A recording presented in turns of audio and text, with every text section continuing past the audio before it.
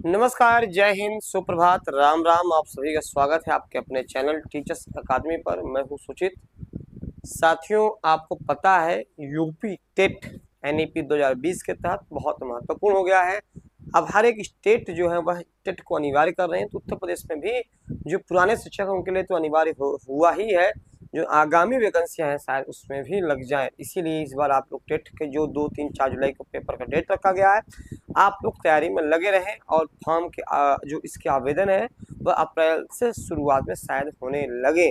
तो आवेदन होने से पहले अपनी तैयारी को शुरू कर दीजिए ताकि प्रथम प्रयास में आपका टेट निकल जाए, जिसके लिए हमारी पूरी टीम टीचर्स अकेडमी की ऑनलाइन और ऑफलाइन दोनों माध्यम से, अगर ऑफलाइन आप चाहते हैं तो प्रयागराज बालसन चौराहा के ठीक सामने हमारा संस्थान है।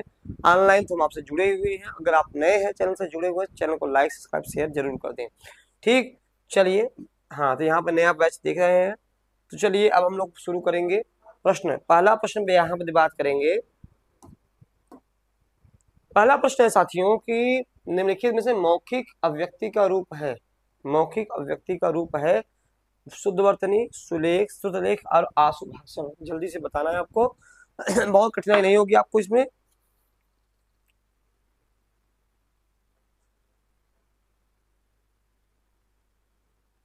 चलिए, यहाँ पर क्या हो जाएगा भैया, यहाँ पे हो जाएगा आशु भाषण हो जाएगा। देखिए यहाँ पर शुद्धवर्तनी, सुलेख, ये ना सब क्या है, मौखिक, ये सब लेखनी से संबंधित, ये सब क्या है, लेखनी से संबंधित है। लेकिन यह जो आशु भाषण है यह मौखिक अभिव्यक्ति का एक रूप है। तो आपका आंसर क्या हो जाएगा, आपका आंसर डी हो जाएगा। तो आप लोग उत्तर भी दीजिएगा ताकि समझ में आ जाए। तो यहाँ पर निम्नलिखित में से मौखिक अभिव्यक्ति का रूप है। क्लियर हो गया, कोई दिक्कत? चलो, पहला प्रश्न क्लियर हो गया। अब अगले प्रश्न पे आते हैं। अगला प्रश्न, हिंदी भाषा कितनी बोलियां हैं? 15, 25, 18 और 22। बहुत बढ़िया प्रश्न है। इसकी पूरी मैं व्याख्या करूंगा, अभी आपको समझ में आ जाएगा। तो पहला प्रश्न है, दूसरा प्रश्न है, हिंदी भाषा में कितनी बोलियां हैं? तो जल्दी से बताना है आपको।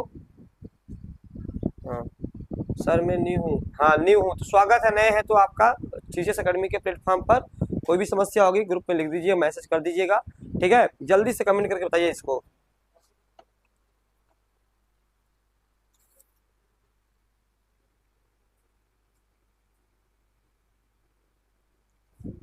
चलिए,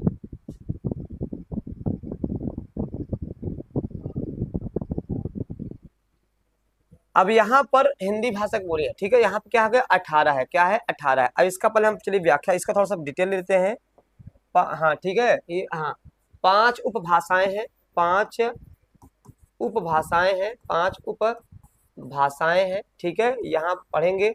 यहाँ पे पहला क्या हो जाएगा, पहला हो जाएगा पश्चिमी हिंदी। पहला क्या हो जाएगा, पश्चिमी हिंदी। दूसरा क्या हो जाएगा, राजस्थानी हिंदी। दूसरा क्या हो जाएगा, राजस्थानी हिंदी। तीसरा क्या हो जाएगा आपका, बिहारी। चौथा हो जाएगा आपका पूर्वी हिंदी। पूर्वी हिंदी, ठीक है। और पांचवा हो जाएगा पहाड़ी। पहाड़ी हो जाएगा। ठीक है, तो यहाँ पर अब इसमें क्या क्या होगा, इसमें देखिएगा पश्चिमी हिंदी में 5 बोलियां आती हैं। इसको नोट भी करते जाइएगा आप लोग। ठीक है, यहाँ पर नोट भी करते जाइएगा ताकि आपको समझ में आ जाए। तो यहाँ पे पश्चिमी, देखो अगर आपसे परीक्षा में पूछ लेगा कि जो है आपके उपभाषाएं कितनी होती हैं, तो 5 होंगी। पहला प्रश्न आपका यहाँ से तैयार हो गया। अगर आपसे पूछ लेगा कितनी होंगी, तो 5 उपभाषाएं होती हैं। टोटल इनका जोड़ दिया जाए 17 ही होते हैं, लेकिन उन्होंने 18 दे दिया है। 18 भी मैं मान लेता हूँ। पश्चिमी हिंदी में क्या हो जाएगा आपका, 5 हो जाएगा। अब 5 कौन कौन से हो जाएंगे, यहाँ पे ध्यान दीजिएगा। 5 कौन कौन से होंगे। पहला हो जाएगा आपका ब्रज, ब्रज, कन्नौजी, कन्नौजी, ठीक है, हरियाणवी, हरियाणवी, जिसको बांगरू भी बोलते हैं। तो अब यहाँ मैं ऊपर लिख दे रहा हूँ, ब्रज, कन्नौजी, हरियाणवी, बुंदेली, बुंदेली, ठीक। और खड़ी बोली, जिसको हम कौरवी बोलते हैं। खड़ी बोली, जिसको हम कौरवी बोलते हैं। यानी 1, 2, 3, 4, 5, 5 पश्चिमी हिंदी के अंतर्गत आपके आते हैं। गुड मॉर्निंग, सभी का स्वागत है। ठीक है, हाँ, ये क्लासेस पर डे 8 बजे चलती हैं सीडीपी की। 9 से 10 हिंदी, फिर ऐसे क्रम से चलेगा आपका। राजस्थानी में जयपुर में मामा एक ट्रिक था, जयपुर में मामा, यानी यहाँ पर जयपुरी, जयपुरी, मेवाती, मारवाड़ी और मालवी, ये चार हैं। जयपुर में मामा, बिहारी में बिहारी में भोजपुरी मैम एक ट्रिक है, मैं बताऊंगा। भोजपुरी मैम जैसे यानी भोजपुरी, मैथिली, मैथिली और मगही। पूर्वी हिंदी में ABC, यानी A से अवधी, B से बघेली, C से छत्तीसगढ़ी। ठीक है। अब पहाड़ी में कुमायूनी, गढ़वाली। अब एग्जैक्ट यही है आपके, एग्जैक्ट आपके लेंगे, बस जल्दी शुरू करेंगे। ठीक है। तो यहाँ पर पश्चिमी हिंदी देखो, अब यहाँ ध्यान दीजिएगा कि देखिए, अब गिनती करिए, गिनती करेंगे, गिनती अगर करेंगे हम तो 5 तो इसके हो गए, 5 इसके, 5 4 9, 9 3 12, 12 3 15, 15 2 17। वैसे टोटल 17 है, एग्जैक्ट तो 17 ही है, लेकिन यहाँ पर ध्यान देने वाली बात क्या है कि यहाँ पर 18 है। यहाँ पे इन्होंने क्या कर दिया है कि जो इसमें जो है एक दक्षिणी हिंदी जोड़ दिया है, दक्षिणी हिंदी को जोड़ दिया है। तो कहीं कहीं आपने पढ़ेंगे तो पश्चिमी हिंदी में बुंदेली, खड़ी बोली, ब्रज, कन्नौजी, हरियाणवी और दक्षिणी हिंदी भी जोड़ा जाता है। तो यहाँ पर आपको 18, इसलिए आपको यहाँ पर संख्या हो गई है। इसका स्क्रीनशॉट भी ले ले। हाँ,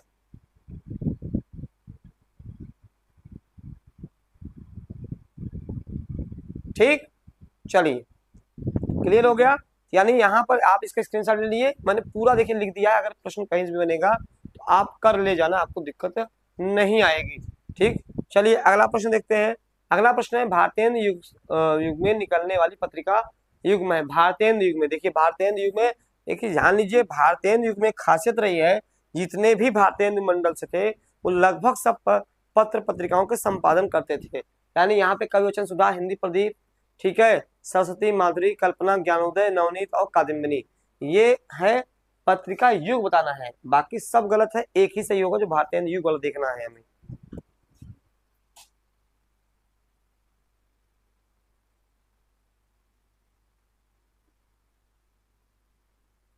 चलिए, बहुत सिंपल शासन है कि पहला कवि वचन सुधा और हिंदी प्रदीप, हिंदी प्रदीप।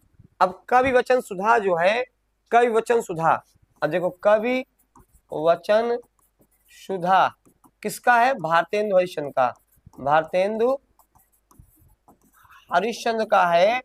1868 में प्रकाशित हुआ था। ठीक है, 1868 में प्रकाशित हुआ था पहले नंबर पे। दूसरे नंबर पर जो है आपका, ध्यान से सुनिएगा, नोट भी करते रहिए, नोट करेंगे तो ज्यादा समझ में आएगा। ठीक है, और हिंदी प्रदीप जो है प्रयाग से हाँ, हिंदी प्रदीप, हिंदी प्रदीप 1877 में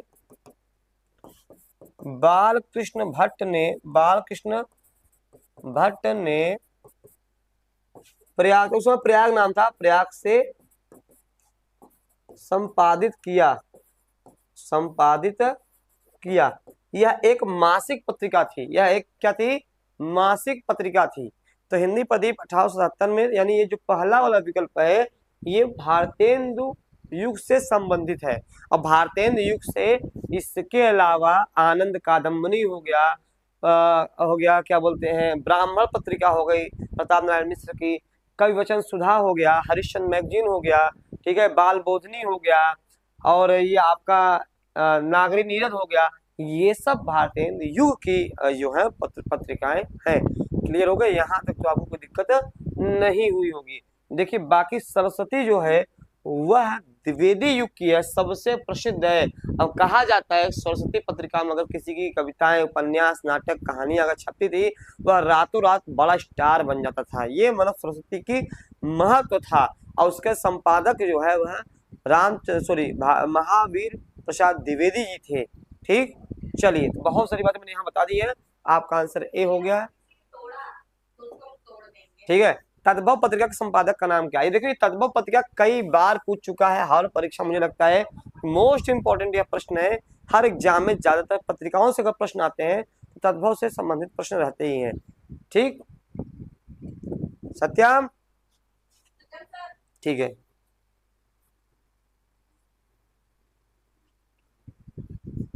तो भैया अखिलेश जी हैं, अखिलेश जी कहाँ है? लखनऊ से यह निकलती थी, लखनऊ से यह प्रकाशित, लखनऊ से यह प्रकाशित होती है।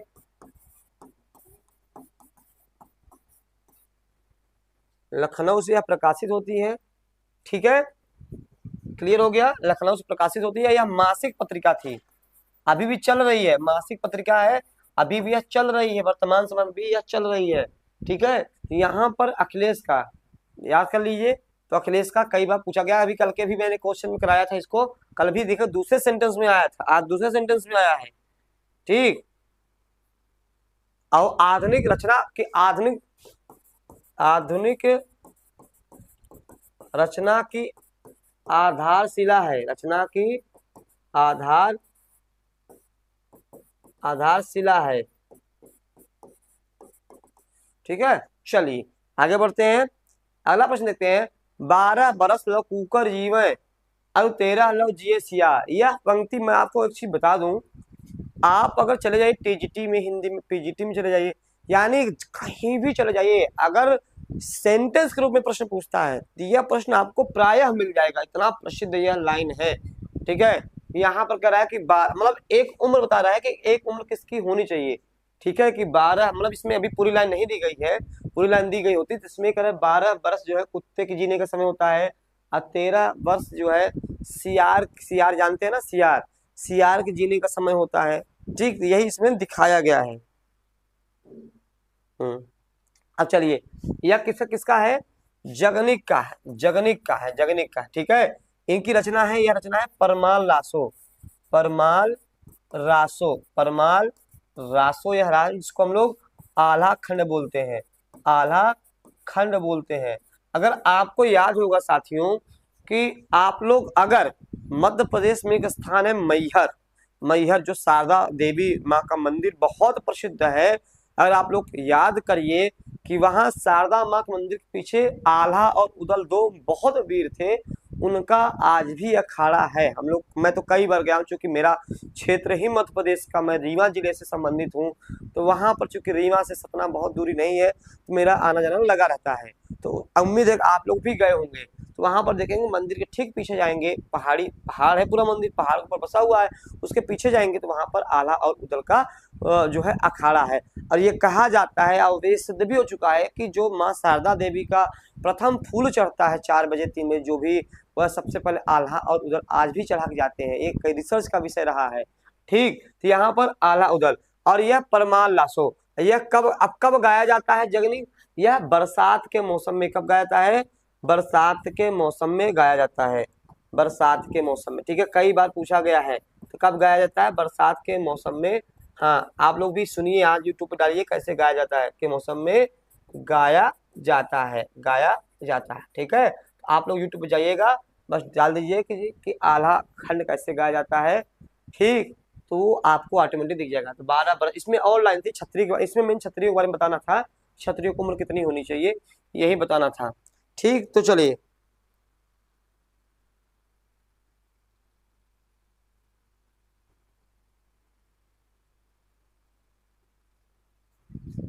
हाँ, नरपति का बीसल देव रासो, इनका क्या हो जाएगा? बीसल देव रासो, बीसल देव रासो ने रचना की है, ठीक है। आवचंद वरदायी सबसे है आपका विद्यापति का कीर्तिलता, कीर्ति पताका, जिसके कारण को प्रसिद्धि मिली है पदावली, जिसके कारण पदावली, ठीक है। और ये पहले ऐसे थे जो मैथिल में भी रचना करते थे, मैथिल कोकिल कहा जाता है, अब प्रबंध से भी रचना किए हैं, ठीक है। तो यहाँ पर कीर्ति पताका, कीर्तिलता, पदावली, ठीक है। पृथ्वीराज रासो जो सबसे प्रसिद्ध, पृथ्वीराज रासो सबको पता है, पृथ्वीराज रासो, इस पे पिक्चर भी बन चुकी है। तो यहाँ पर ये सब आदिकाल की रचनाएं, सब किसकी हैं? आदिकाल पीरियड की रचनाएं हैं, आदिकाल पीरियड की है, सारे जो रचनाएं हैं वह आदिकाल से संबंधित है। और रामचंद्र शुक्ल ने इन्हीं रास, ये सब रास, ये तीनों रासों के अंतर्गत आती है। किसके अंतर्गत? रासो काव्य के अंतर्गत, रासो काव्य के अंतर्गत आती है।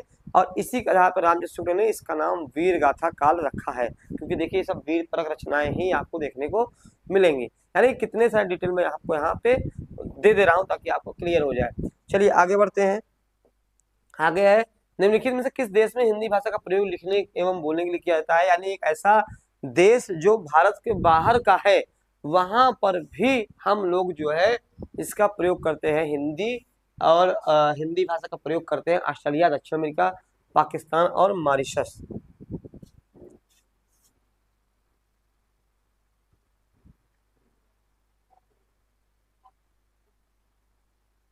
चलिए बहुत सिंपल सी बात है कि पाकिस्तान में लगा दीजिएगा, पाकिस्तान में उर्दू बोला जाता है, ठीक है। मॉरिशस एक ऐसा देश है जहाँ की हालांकि उसका वहाँ का जो लैंग्वेज है ऑफिशियल वो अंग्रेजी का है, लेकिन वहाँ हमारा जो 150 से 200 साल हमारा उनका संबंध नाता रहा है, तो वहाँ पर हिंदी खूब चलती है। मॉरिशस जाएंगे ना, आपको लगेगा नहीं कि हम बाहर, भारत के बाहर आए हैं, लगेगा ही नहीं। वहाँ पे आपको मंदिर दिखेगा, वहाँ पे लोग भारतीय बहुत सारे दिखेंगे, आपको लगेगा ही नहीं कि हम विदेश, मतलब भारत से बाहर किसी अन्य देश में हम हैं, ठीक। तो चलिए यहाँ पर आपका हो गया। अगला प्रश्न देखते हैं। अगला है सूरसागर किस भाषा की रचना है? देखिए सूरसागर, अब मैं देखिए बता रहा हूँ, भक्ति काल एक पीरियड है, भक्ति काल। भक्ति काल जो है, भक्ति काल, तो भक्ति काल में दो ही भाषा चलती है, एक चलती है ब्रज भाषा, एक चलती है अवधी चलती है, एक चलता है ब्रज, एक चलता है अवधी। जितने भी ज्यादातर जो कृष्ण की परंपरा को मानने वाले थे, उनकी जो भाषा का आधार रहा है वह ब्रज ही रहा है। ज्यादातर जो राम की परंपरा को मानने वाले थे, उनकी भाषा का जो आधार है वह ज्यादातर अवधी रहा है, ठीक है। साथ ही साथ सूफियों की जो भाषा रहा है वह अवधी रहा है। तो यहाँ पर क्या हो जाएगा आपका, सॉरी, ब्रज हो जाएगा, यानी सूरसागर। तो सूरसागर किसकी रचना है? सूरदास की रचना है। किसकी रचना है? सूरदास की। तो सूरदास की रचना जो है वह सूरसागर,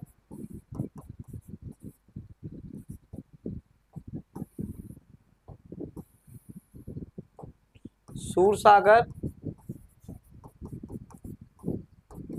सूरसारावली और साहित्य लहरी।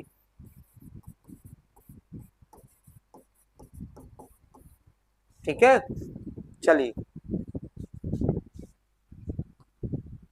वीरों का हो कैसा वसंत कविता किसने लिखा है? हम लोग बचपन में पढ़ते थे, जब आप लोग को याद होगा, हम लोग का 6, 7, 8 के बीच रहे होंगे, आपको याद होगा कि वीरों का हो कैसा वसंत हम लोग पढ़ते थे ना। आप बताइए जल्दी से।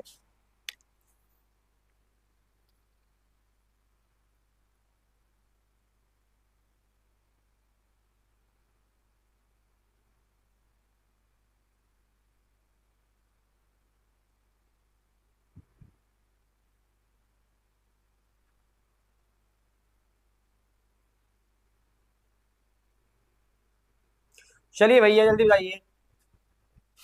सुभद्रा कुमारी चौहान। अब देखो यहाँ गलती क्या होगी, सुमित्रा कुमारी चौहान, सुभद्रा कुमारी चौहान। अब देखो साइकोलॉजिकल रूप से इन्होंने सुमित्रा पहले रखा है, क्योंकि हम लोग जब एग्जाम हॉल बैठते हैं प्रेशर के साथ बैठते हैं, हम लोग बिना देखे सुमित्रा और सुभद्रा में कंफ्यूज हो जाते हैं और फटाफट लगा दिए सुमित्रा, लगा दिए, गलत हो जाएगा, ठीक है। यानी यहाँ पर जो है इनका आपका सुभद्रा कुमारी चौहान, ठीक है। तो यहाँ पर झांसी की रानी का बहुत फेमस है, झांसी की रानी बहुत फेमस है, खूब लड़ी मर्दानी, वह तो झांसी वाली रानी थी। त्रिधारा, मुकुला, ठीक है। और यह पहली जो है वीर कवियत्री, वीर रचनाओं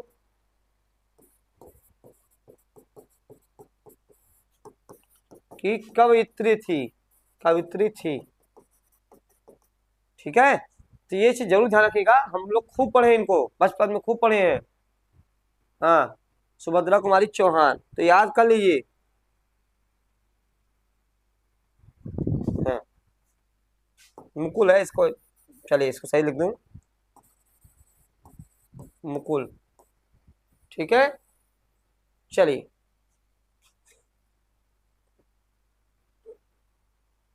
और इनके देखो यहाँ पर ध्यान ना, माखनलाल चतुर्वेदी की कविता बहुत फेमस है, पुष्प की अभिलाषा। चाह नहीं मैं सुरबाला के गहनों में गुथा जाऊं, ठीक है, चाह नहीं मैं प्रेमी के पथ पे जाके ठहराऊं, ऐसे करके कविता है ना। चलिए अगला जो प्रश्न है, निम्नलिखित में से कौन सा व्याकरण और वर्तनी से शुद्ध भाषा कहलाती है? साहित्यिक भाषा, प्रांजल भाषा, व्याकरणिक भाषा और मानक भाषा। यानी कौन सी व्याकरण और वर्तनी से शुद्ध कहलाती है?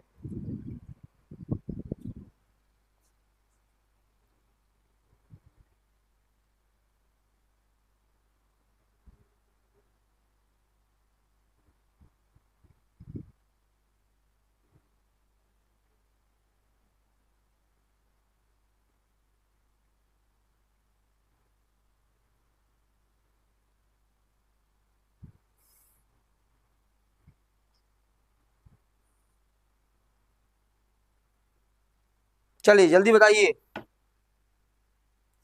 भैया। सबसे सिंपल सा मानक यानी स्टैंडर्ड लैंग्वेज। मानक मतलब स्टैंडर्ड लैंग्वेज। जब भी हम खड़ी इसीलिए स्कूल जाते हैं तो हम मानक भाषा का प्रयोग करते हैं। जब आप स्कूल जाइए तो मानक भाषा का आपको प्रयोग करना पड़ता है, ठीक है। स्टैंडर्ड लैंग्वेज यहाँ मानक भाषा होगा, ठीक है। तो आपके आंसर इसमें कोई विशेष दिक्कत नहीं थी। निम्नलिखित में कौन सा रासो आला खंड के नाम से? अब देखो अभी मैंने पढ़ाया है, देखिए मिलता जुलता प्रश्न आ गया है, मिलता जुलता प्रश्न आ गया है।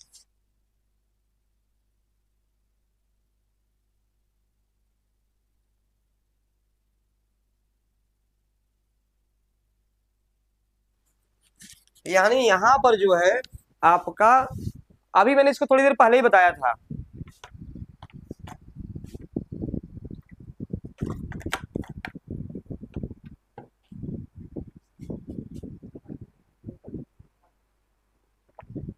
अब देखिए खुमार परमालासो,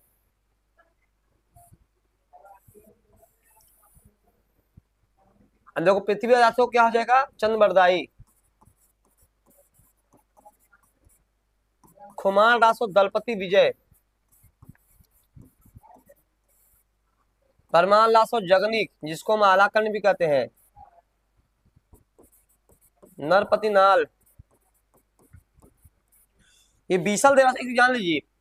आपको ताजुब लगेगा, एक बात यहां मैं समझा दूं आपको कि यहां पर वीर परक रचनाएं आदिकाल लिखी गई थी, लेकिन एक ऐसी रचना थी जो बीसल देवरासो जो श्रृंगारी रचना थी। कई बार परीक्षा में पूछा गया है, श्रृंगारी रचना थी, श्रृंगारिक रचना थी। आपको ताजुब लगेगा इसमें राजमती, राजमती याद है ना? राजमती जो है और उनके पति राजमती से रुष्ट होकर के क्या करते हैं, चले जाते हैं उड़ीसा चले जाते हैं। तो राजमती जो है अपने पति के वियोग में जो है वह वियोग करते हैं, उसी का वर्णन किया गया है। यानी पहला उस दौरान में जिस समय सारी रचनाएं वीर परक यानी वीरता से संबंधित थी, एक हाँ एक रचना ऐसी थी जो कि इसका अपवाद थी, वह था बीसल देवरासो, जो कि श्रृंगारिक रूप में लिखी गई थी। परीक्षा में कई बार पूछा गया है कि आदिकाल में ऐसी कौन सी रचना है जो श्रृंगारिकता को प्रधानता दी है? तो परम बीसल देवरासो नरपति नाल का है। परमान लासो जगनिक का, जिसको हम आलाखानी बोलते हैं, यह बरसात के मौसम में गाया जाता है। बरसात, ये भी पूछा गया है किस मौसम में गाया जाता है? बरसात के मौसम में गाया जाता है। और यहाँ पर पृथ्वीराज रासो, जो कि पृथ्वीराज चौहान तृतीय के बारे में वर्णन किया गया है। और यहाँ पे चंद्रबरदाई, इसमें बहुत सारे प्रश्न बनेंगे। अगर मैं डीपली बताने लगूंगा ना, बहुत सारे प्रश्न इसमें आपको बनेंगे, लेकिन अब चूंकि हमारी मजबूरी है, हमको कई सारे प्रश्न कराने होते हैं, तो उतना हम बता भी नहीं सकते, ठीक है। चलिए फिलहाल सबको समझ में आ रहा है? किसी कोई दिक्कत तो मैसेज कर दे कमेंट बॉक्स में, मैं देख लूंगा, ठीक है। यह क्लासेस देखो 9 बजे पढ़े चलते, 9 बजे क्लासेस चलती है, 9 बजे, 9 बजे आप जुड़ जाइए, ठीक है। 9 बजे क्लासेस चलती हैं। हाँ, घुमक्कड़ शब्द में कौन सा प्रत्यय है? अक्कड़, ड़, कड़। देखो अपने प्रत्यय, प्रत्यय क्या होता है? जो शब्दांश के बाद लगते हैं, जो शब्दांश, शब्द नहीं, शब्दांश के बाद लगते हैं। यह दो होते हैं, एक होता है कृत प्रत्यय, एक होता है तद्धित प्रत्यय, ठीक है। कृत प्रत्यय क्या होता है? जो धातु से बनते हैं, जो धातु से बनते हैं उन्हें हम कृत बोलते हैं। जो संज्ञा, सर्वनाम तथा विशेषण से बनते हैं। कई बार परीक्षा में पूछा गया है, से बनते हैं। यानी यहाँ पर हालांकि इसमें पहले अक्कड़ हो जाएगा, अक्कड़ हो जाएगा, घुमक्कड़ में अक्कड़ हो जाएगा, ये तो क्लियर सबको पता है। लेकिन अगर ये मैं पूछ लूं घुमक्कड़ कौन सा प्रत्यय है, कृत प्रत्यय है कि तद्धित प्रत्यय है, ये मैं पूछूंगा तब आप फंसेंगे ना। यहाँ तो आप कर ही लोगे, यहाँ तो आप कर ही लोगे, यानी यहाँ पर अगर पूछूं मैं कि घुमक्कड़ में कौन सा है, कहोगे घुमक्कड़ में घूमना, घूमना से क्या बना है, घूमना से क्या बना है, घुमक्कड़ बना है। घूमना क्या है, एक क्रिया है, क्रिया यानी क्रिया को हम धातु भी बोलते हैं, क्रिया को हम धातु भी बोलते हैं, ध्यान रखिएगा। यहाँ धातु को हम क्रिया भी बोलते हैं, ठीक है, जो मूल रूप से बने होते हैं। यानी घुमक्कड़ जो है वह कृत प्रत्यय हो गया, ठीक है, सबको समझ में आ गया। तो 11 का ए।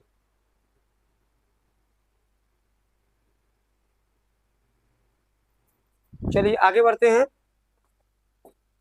आगे महावीर स्वामी का जन्म कहाँ हुआ था, क्योंकि ये शायद मुझे लगता है पैराग्राफ से संबंधित दे दिया गया है, पैराग्राफ भी आपको आता है क्योंकि पुराने पेपर में सॉल्व करवा रहा हूँ, ये पैराग्राफ का दे दिया है। चलो इसको जल्दी जल्दी पढ़ लेते हैं बेसिक रूप से, ठीक है, ये पैराग्राफ पढ़ते तो आपको समझ में आता। ठीक, चलिए तो यहाँ पर जो है पैराग्राफ से संबंधित है, जिसमें कोई दिक्कत नहीं, इसको मैं जो है बहुत जल्दी, अब थोड़ा सा बी, ठीक है, तो ऐसे जान क्योंकि एसएसटी में आपका आएगा ना महावीर स्वामी का जन्म कहाँ हुआ, जल्दी बताइए।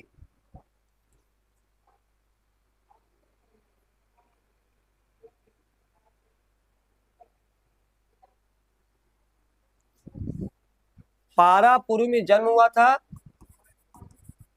वैशाली में मृत्यु, ठीक है।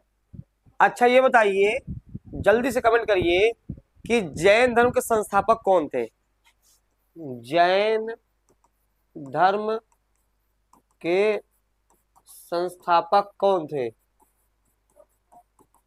कौन थे, ये आपको बताना है। प्रश्न आपको जो है, पानी है, पानी रहने, पानी है, ठीक। जैन धर्म संस्थापक कौन, जल्दी से कमेंट करें फटाफट।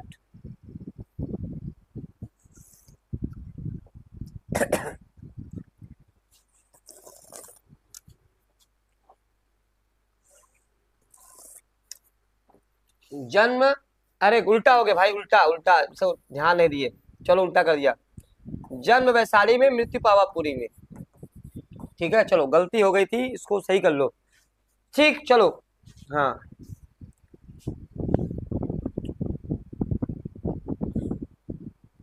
चलिए, तो जैन धर्म के संस्थापक कौन थे, ऋषभ देव थे, ना कि ऋषभ देव, कौन थे, ऋषभ देव थे, महावीर मत लगा देना, ठीक है, जैन धर्म के संस्थापक ऋषभ देव थे, महावीर मत लगा देना, ठीक। चलिए आगे बढ़ते हैं। स्वच्छंद में कौन सी संधि है, विसर्ग दीर्घ गुण और व्यंजन, स्वच्छंद में कौन सी संधि है आपको यह बताना है, जल्दी से कमेंट करें, यह भी प्रश्न कई बार आया है।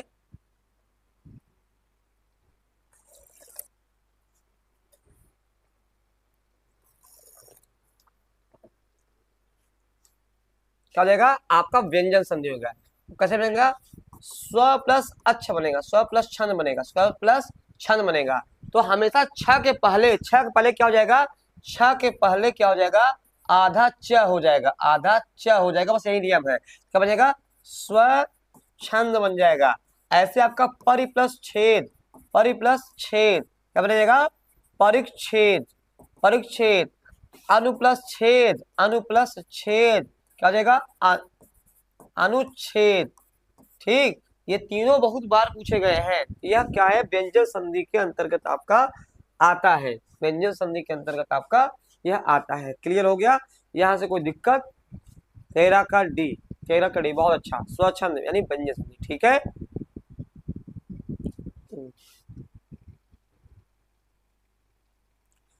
जो लोग नए जुड़े हो चैनल को लाइक सब्सक्राइब और शेयर जरूर कर दें।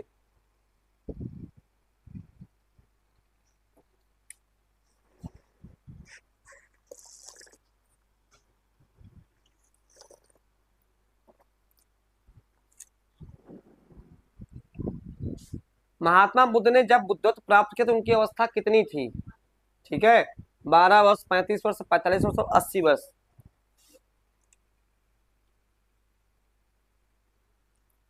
कितनी थी भैया, उनकी उम्र 35 वर्ष थी, ये जो है बौद्ध धर्म के संस्थापक थे, ये 35 वर्ष उनकी, ठीक है, 35 वर्ष उनकी उम्र थी, ध्यान रखिएगा।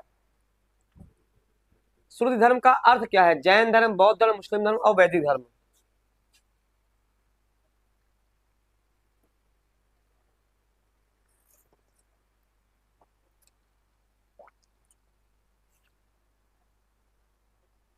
क्लास ले रहे सर, बताएं।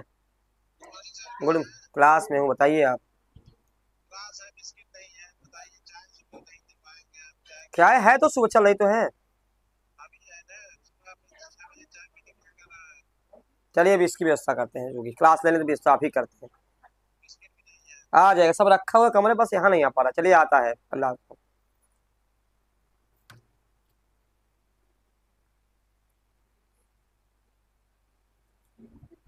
चलिए क्या आ जाएगा यहाँ पर? वैदिक धर्म से संबंधित है।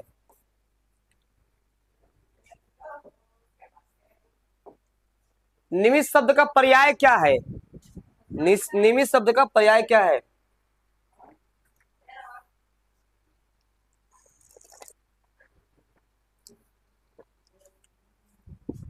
निमित्त शब्द का पर्याय क्या है? तो क्षण है। क्या है? निमित्त का क्षण भर, यानी अगर हम निमित्त का प्रयोग करें तो क्षण भर ये प्रयोग होगा। ठीक है। मुझसे उठा नहीं गया, कल मैंने बताया था कर्तवाच्य में कर्ता की प्रधानता होती है, कर्ता की प्रधानता होती है। इसमें कर्म की प्रधानता, कर्म की प्रधानता,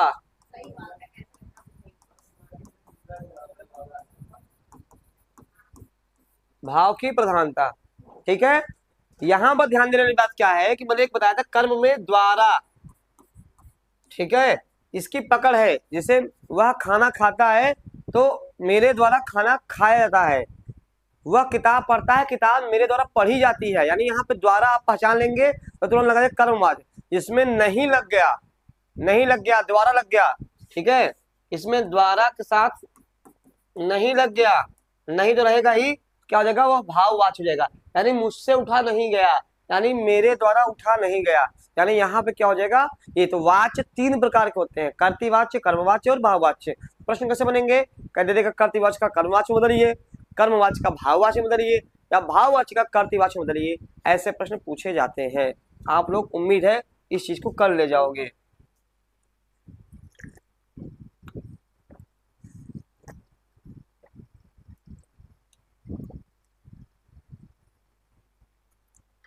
चलो जल्दी से बताओ आगे।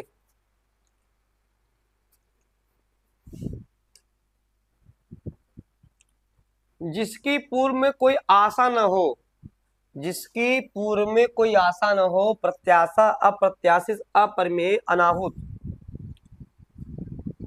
सचिन बहुत लेट हो जाते हो, कहाँ गायब हो जाते हो बीच बीच में? बताओ, तुम मुझसे वादा किए हो सर इस बार हम टेस्ट पास करेंगे, और तुम जो है मुझसे मिलने भी आए थे।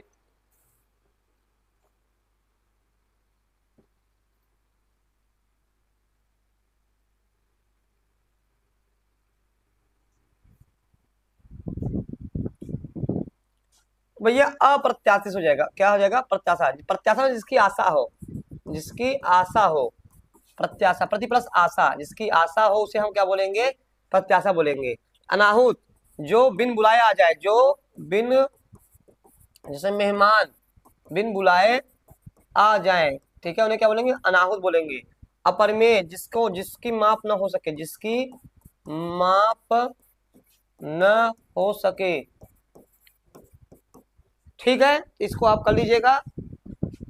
अरे यूपी का फॉर्म लास्ट मार्च अप्रैल में आ जाएगा मेरे भाई। अरे बाहर कहीं मत जाओ, अभी एग्जाम है, 4 महीने, कसम खाओ कहीं नहीं जाना है। ठीक है, तो यानी यहाँ पे आपका आंसर बी हो जाएगा।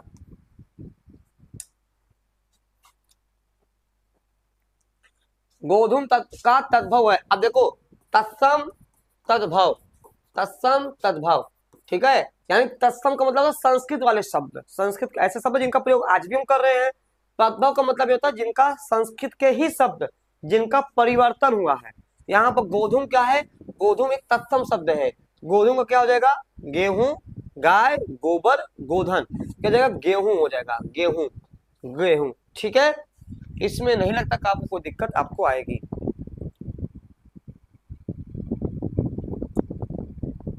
ऐसे एक बहुत इंपॉर्टेंट है गोपाल, याद कर लो, ये बच्चे गलत कर देते हैं, गोपाल और ग्वाल।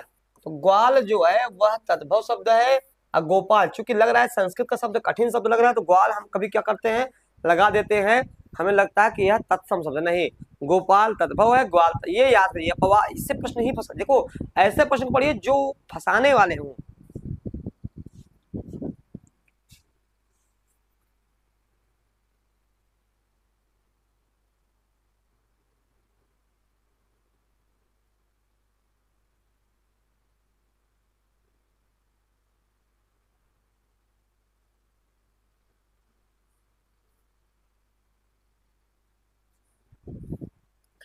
चलिए इतना हो गया, अगले प्रश्न को देखते हैं। निष्कपट शब्द का संधि विच्छेद क्या है? नि प्लस कपट, निस प्लस कपट, नि प्लस कपट, निस प्लस कपट। तो सबसे पहले निष्कपट, ठीक है, तो यह क्या है, नी प्लस कपट हो जाएगा, क्या हो जाएगा, नी प्लस कपट हो जाएगा, ठीक। और यह क्या है, विसर्ग संधि है, क्या है, विसर्ग संधि है। जैसे नि प्लस कलंक, नि प्लस कलंक क्या हो जाएगा, निष्कलंक, निष्कलंक, ठीक है, ऐसे पूछेगा।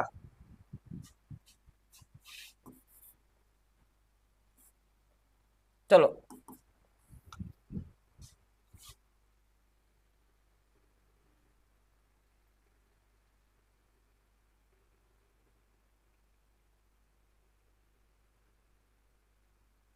अब देखो इसका नियम मैं बता दूं आपको,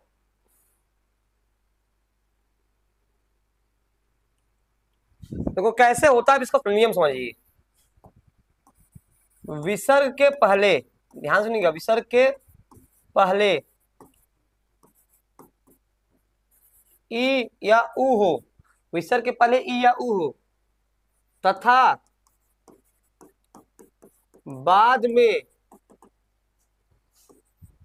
क ख प फ ट ठ हो,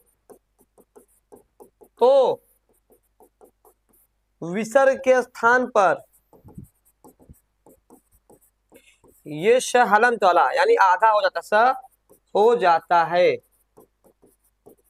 बस इतना ही करना है। अब देखो क्या है, यहाँ पर विसर्ग के पहले क्या है, विसर्ग है, विसर्ग पहले ई है, यहाँ पे क आ गया, यहाँ विसर्ग के स्थान क्या हो जाएगा, आपका हो जाएगा, विसर्ग के स्थान क्या हो जाएगा, विसर्ग के स्थान पे सीधे सीधे मूर्धन्य से आधा हो जाएगा, ठीक है। यानी यहाँ नी प्लस पाप, नी प्लस पाप क्या हो जाएगा, निष्पाप, क्या हो जाएगा, निष्पाप, ठीक है।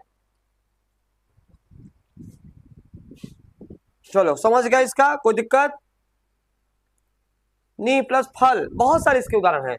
नी प्लस फल, अब देखिए नी प्लस फल, यहाँ पे क्या है, नी में है, ई है, यहाँ पे फा गया, इसके सामने स हो जाएगा, क्या हो जाएगा, निष्फल हो जाएगा। आपसे कोई पूछे निष्फल क्यों ऐसा हुआ है, बताओ कि इस नियम से हुआ है, विसर्ग संधि का यह नियम है, तो हमने यहाँ नियम भी बता दिए लगे हाथ आपको। हाँ, निम्नलिखित में किस शब्द में वर्तनी सही है, अनुग्रहित, बहुत महत्वपूर्ण है, क्योंकि ये हम लोग अक्सर गलत कर देते हैं, हम लोग अक्सर गलत कर देते हैं, ठीक है। चलिए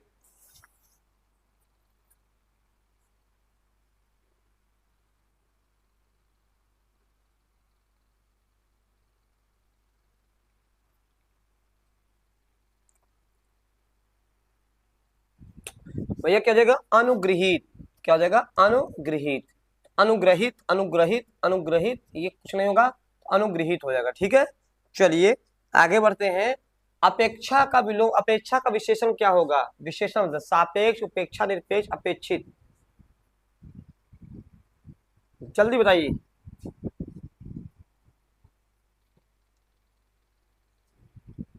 तो भैया अपेक्षा क्या हो जाएगा, अपेक्षित हो जाएगा, इसमें कोई बताने वाली आवश्यकता है नहीं, आप लोग कर ही ले जाओगे, इसमें मुझे नहीं लगता कोई आपको दिक्कत होगा अपेक्षा का।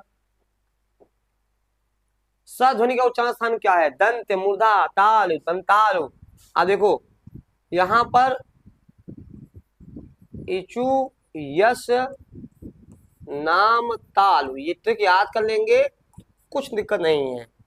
यहां पर ई से क्या हो जाएगा, आपका ई हो जाएगा, चू से क्या हो जाएगा, च वर्ग यानी च छ ज झ, इया हो जाएगा, य और श, य और श, यानी क्या कहलाएगा आपका, ये कहलाएगा। देखो आपका आंसर इसी में मिल गया, आपका आंसर जो है इसी में मिल गया, यानी दंत में ही मिल गया। दंत मतलब दांत, ऐसे उच्चारण स्थान जो दांत के सहारे से बोले जाए और इसमें एक भी स्वर नहीं आते हैं। अभी कई बार पूछा गया है ऐसा कौन सा उच्चारण स्थान है जिसमें एक भी स्वर नहीं आते हैं, तो यह क्या है, दंत है। जैसे अ आ इ उ ऊ, आप पढ़िए कहीं भी आपका जीभ दांत से स्पर्श नहीं करेगा। आप पढ़ के देख लीजिए, पढ़ के देख लीजिए, प्रैक्टिकल दिखा रहा हूँ, कोई प्रैक्टिकल नहीं बताता है, बस वो रटवाते हैं आपसे।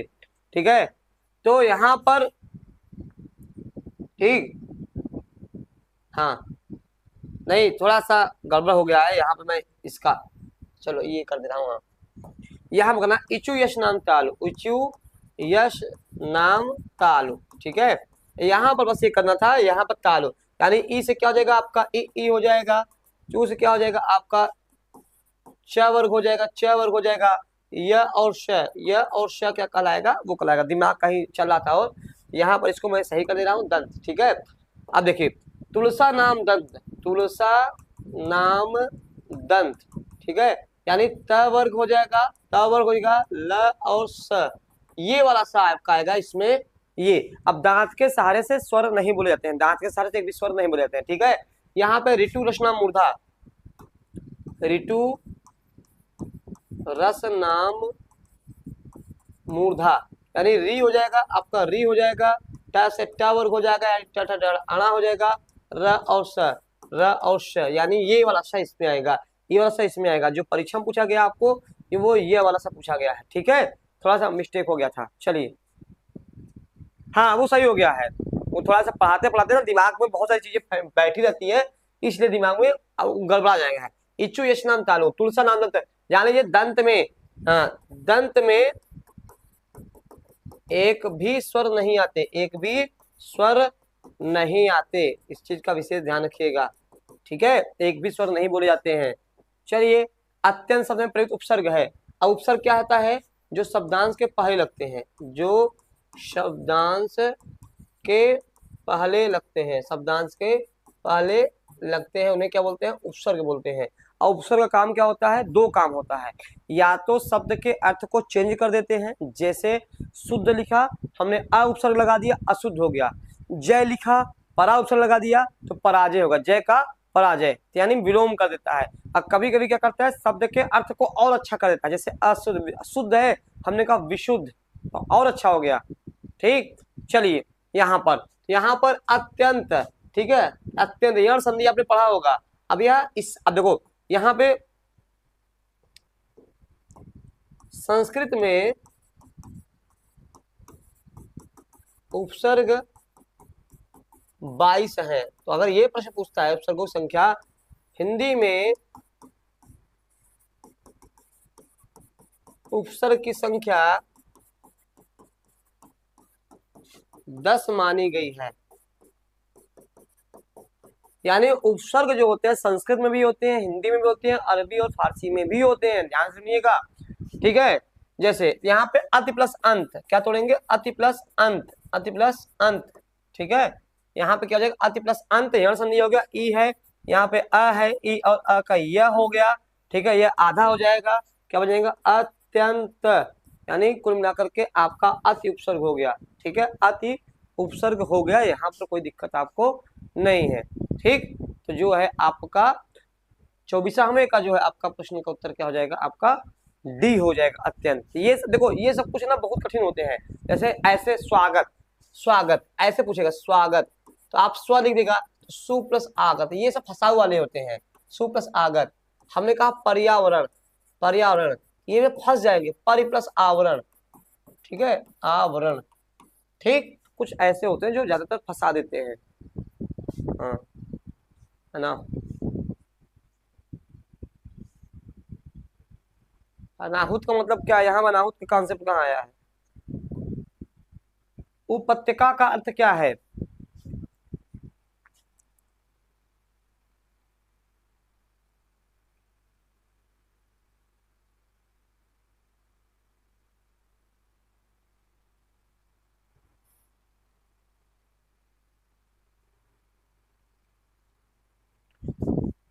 सूर्य जिस पर्वत के पीछे निकलता है उसे बोलते हैं उदयाचल, उदयाचल। ठीक है, पर्वत के पास की भूमि को हम क्या बोलते हैं? उपत्यका बोलते हैं। क्या बोलते हैं? उपत्यका बोलते हैं, यानी डी। ठीक है, डी आंसर हो गया आपका। क्लियर हो गया?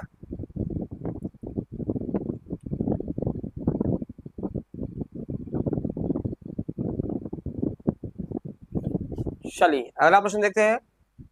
ड़ का उच्चारण स्थान होता है नासिक, कंठोष्ठ, मूर्धन और कंठ तालव्य।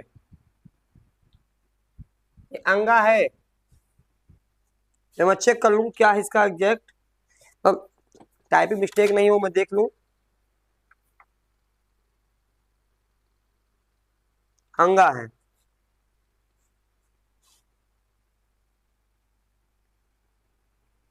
चलिए क्या हो जाएगा? अंगा के नासिक हो जाएगा, जिसको हम अनुनासिक बोलते हैं। पंचमा अक्षर, पंचमा अक्षर जो होते हैं इनको पंचमा अक्षर। तो अंगा, इया, ड़, न, म, ये हर चीज का पांचवा अक्षर अनुनासिक या आपका पंचमा अक्षर होता है, जो नाक और मुख से बोले जाते हैं। नाक और मुख से बोले जाते हैं। क्लियर हो गया? हाँ 26 का है। क्लियर हो गया? अंग्या, इंग्या, इना, न, म, ऐसे आपका यह उच्चारण होता है। क्लियर हो गया? कोई दिक्कत? चलिए आगे बढ़ते हैं। 4 गज मलमल, 4 गज मलमल में कौन सा विशेषण है? अब देखिए यहां पर मैं बता दूं दो चीजें, एक संख्यावाचक, एक परिमाणवाचक। दोनों में बहुत कंफ्यूजन होता है, क्योंकि दोनों में संख्याएं होती हैं, दोनों में संख्याएं होती हैं, और हम कंफ्यूज हो जाते हैं कि किसमें संख्यावाचक होगा, किसमें परिमाणवाचक होगा। देखिए जब भी माप तौल, माप तौल के लिए माप तौल के लिए संख्या, माप तौल के लिए संख्या का प्रयोग हो, संख्या का प्रयोग हो, ठीक है, अगर माप तौल के लिए संख्या का प्रयोग हो रहा है तब वह परिमाणवाचक में जाएगा। जैसे हमने कहा 2 लीटर दूध लाओ, 2 लीटर दूध, 4 गज कपड़ा, 4 गज कपड़ा, ये सब क्या है? इसके अंतर्गत आते हैं, क्योंकि ये माप तौल वाली है। जहां पर माप तौल से अलग संख्या आ जाए, जैसे कक्षा में 30 विद्यार्थी है, 30 विद्यार्थी है, यानी यहाँ 30 आ गया, यहाँ माप तौल तो कुछ है नहीं, यानी संख्या हो जाए। और 4 गज मलमल, यानी यहाँ पे माप तौल की बात हो रही है, सीधा सा बात है, परिमाण बोधक हो जाएगा। यही मैं आपको समझा रहा था। तो विशेषण के 4 भाग हैं।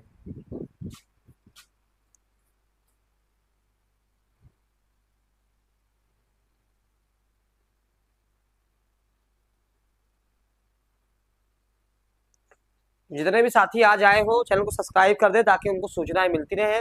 क्लासेज 9 बजे चलाई जाती है हिंदी की, बाकी क्लासेस सीडीपी की 8 से 9 है, 9 से 10 हिंदी है, 10 से 11 संस्कृत है, 11 से 12 आपका एसएसटी है, और इसके बाद जो है आपका मैथ भी सिर्फ चलेगा, जो मैथ वाले होंगे मैथ में चले जाएंगे। ठीक, तो समझ में आ रहा है क्लासेज? कोई दिक्कत?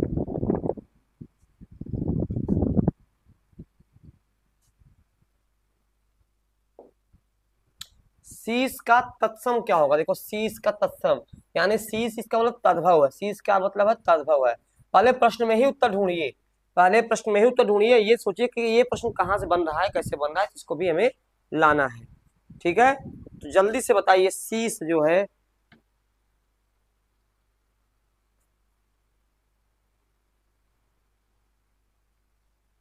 चलिए शीश का संबंध शीर्ष से है। शीशा, सिरा, शीर्षक मत कर दीजिएगा। शीर्ष का मतलब क्या होता है? शीर्ष है, यानी शीर्ष क्या है? एक तत्सम शब्द है। ठीक है, एक तत्सम शब्द है। क्लियर हो गया?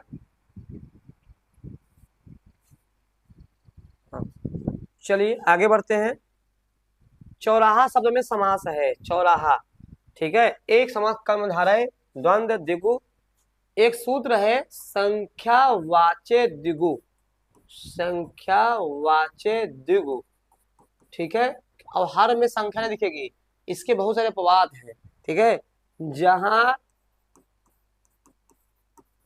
पहला पद संख्या तथा दूसरा पद संज्ञा हो, दूसरा पद संज्ञा हो, वहां द्विगु समास होता है। यानी पहला पद संख्या हो और दूसरा पद संज्ञा हो, ठीक है, यह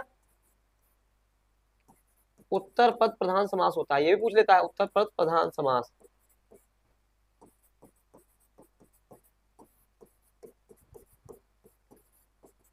ठीक है, इसके बहुत सारे उदाहरण है। चौराहा, अब देखो चौराहा मतलब क्या हो गया, चार राहों का समूह। राह क्या होगा, संज्ञा होगा, चार क्या होगा, संज्ञा, ठीक है। दूसरा अष्टाध्यायी, अष्टाध्यायी 8 अध्याय समूह। तीसरा है नवग्रह, नवग्रह समूह। चौथा है अठन्नी, चवन्नी, दुवन्नी, कुछ भी कर दीजिए, ठीक है,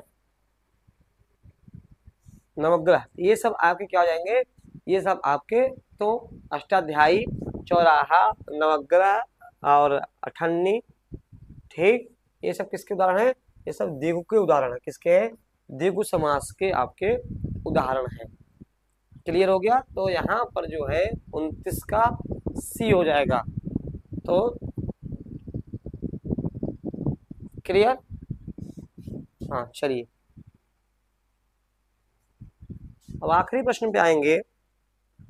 आंख का किरकिरी होना, मुहावरे से प्रश्न है। अप्रिय लगना, धोखा देना, कष्टदायक होना, बहुत आंख का किरकिरी होना। कहते ना भैया ये मेरी आंख की किरकिरी है, इसको मैं अपने रास्ते से हटा के रहूंगा, जिससे बहुत सारे पिक्चर मूवी सीरियल में देखते होगे ना, आंख का किरकिरी होना। तो ये पूछ रहा है कि भाई आंख का किरकिरी का मतलब क्या है।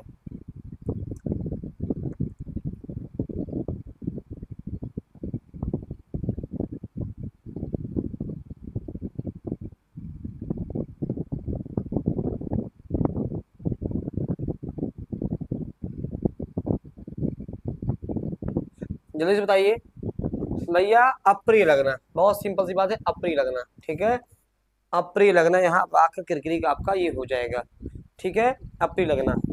चलिए समझ गए। तो आप पर डे जो है, पर डे, पर डे जो है हम 30 प्रश्न कराते हैं, जो कि आपका 30 प्रश्न हिंदी में आएंगे। 30 में आपको मैं गारंटी दिला रहा हूँ, अगर आपने देख लिया 28 प्रश्न से कम सही नहीं होने वाले हैं, क्योंकि मैं इतनी व्याख्या कर देता हूँ, जो अपवाद होते हैं उसको मैं इतना बता देता हूँ कि आपका निश्चित तौर पे जो है कोई गलत नहीं करा सकता, बशर्ते आपको पढ़ना पड़ेगा, ठीक है। अब इसके कुछ बेसिक चीजें याद हैं। आज का आवेदन कब से होगा, आवेदन, आवेदन जो है लास्ट मार्च या प्रथम अप्रैल, यानी प्रथम शुरुआती अप्रैल में शुरू हो जाएगा, आवेदन शुरू हो जाएगा, ठीक है, आवेदन शुरू हो जाएगा। और इस बार जो फॉर्म के आवेदन है 25 लाख प्लस आवेदन होंगे, 25 लाख से अधिक आपके आवेदन होंगे, अधिक आवेदन होंगे, ठीक है। अब चूंकि 2, 3 और 4 जुलाई को पेपर है, को क्या है, पेपर है, यानी अप्रैल में अगर आता है, अप्रैल में, अप्रैल में आता है, अप्रैल मई जून जुलाई, यानी अप्रैल में फॉर्म आता है, तो आपके पास मई जून 2 महीने का समय, यानी कुल मिला के आपके पास 70-80 दिन रहेगा। अब इसमें कठिन चुनौती इस बात को लेकर के, जो भी मैं पेपर करा रहा हूँ, आप देख सकते हैं कि साहित्य से कितने गुण प्रश्न पूछ लिए जा रहे हैं। व्याकरण से चलो फिर भी नॉर्मल, लेकिन साहित्य से प्रश्न आ रहे हैं, शिक्षण से प्रश्न हिंदी में 1 ही 2 आते हैं, ठीक है। अब आप क्या करेंगे, 2, 3, 4 जुलाई को ये हमारा टारगेट है, ठीक है।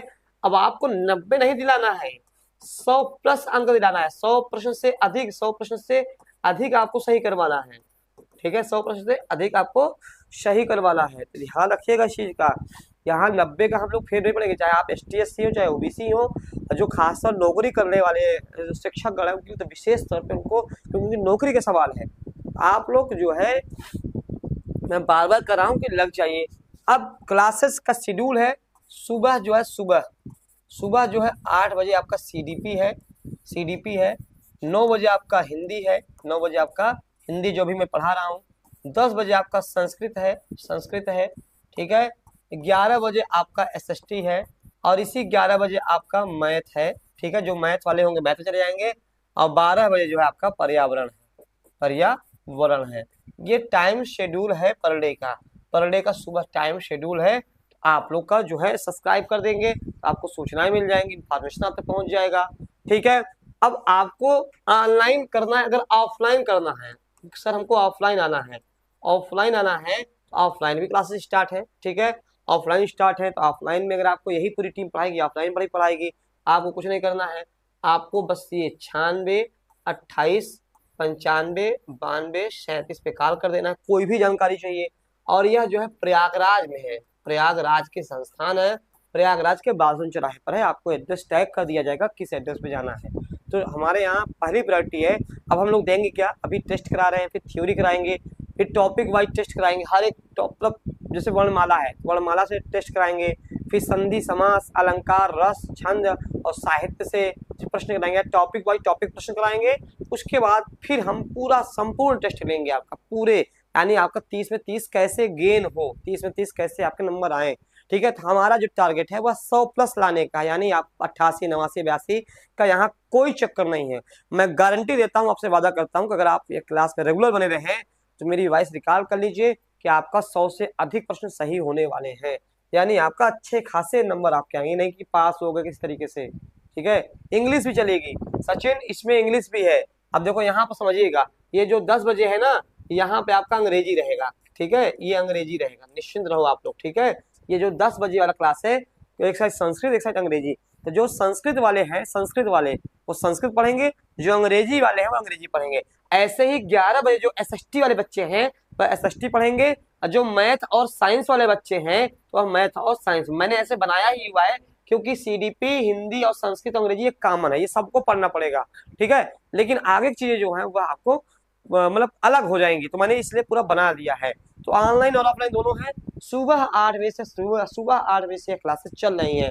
भैया देर मत करिए। बहुत बच्चे क्या कर रहे हैं कि आवेदन का इंतजार कर रहे हैं कि अब फॉर्म आएगा तब हम भरेंगे। अरे भैया नहीं, आपसे लोग आगे निकल जाएंगे, समय कम है। 2 महीने में आप क्या कर लेंगे? आपको एक विषय, 2 विषय, 3 विषय, 4 विषय, 5 विषय पढ़ना है।